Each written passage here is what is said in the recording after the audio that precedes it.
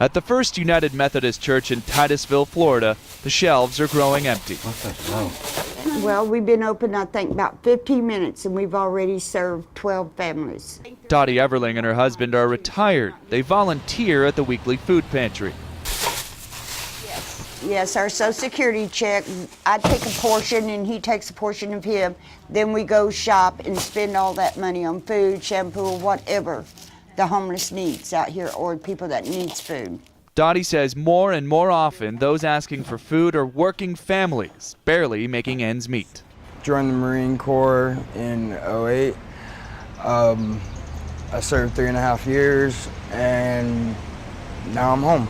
We met Roland Fox outside the church. He says since he was discharged, he's been unable to find work. You know, it's just crap.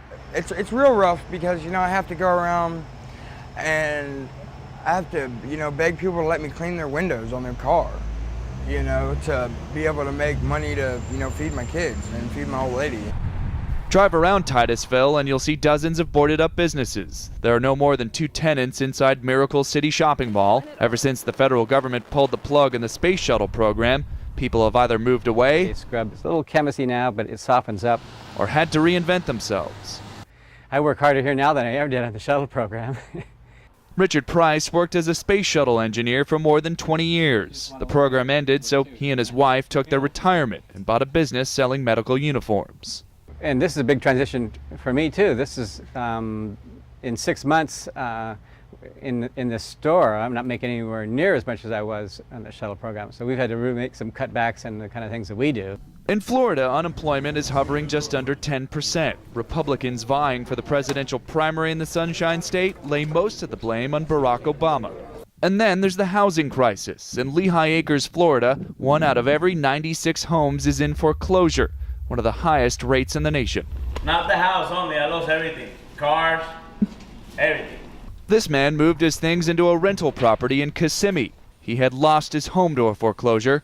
It's not uncommon to see subdivisions littered with abandoned homes. Neighbors said this one had been empty for 2 years. Florida shares a lot of problems that many other states in the nation have right now, and I think that they're just on a larger scale. Sean Snaith is an economist at the University of Central Florida. He says the state's suffering may provide fertile ground for Republicans this fall. There is, I think, some resentment to the Obama administration, or at least a sense that, you know, the sweeping rhetoric did not manifest itself into sweeping changes that made the economy better off. With the housing and foreclosure crisis persisting, the candidates are making it a big issue on the campaign trail.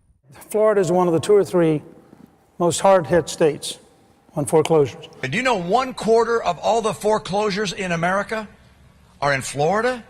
Back in Titusville, the young former Marine told us his 3 priorities. Get a job, get a house, and take care of my family, man. 3 worries many Floridians share and worries they may carry to the ballot box. John Mone, Associated Press, Titusville, Florida.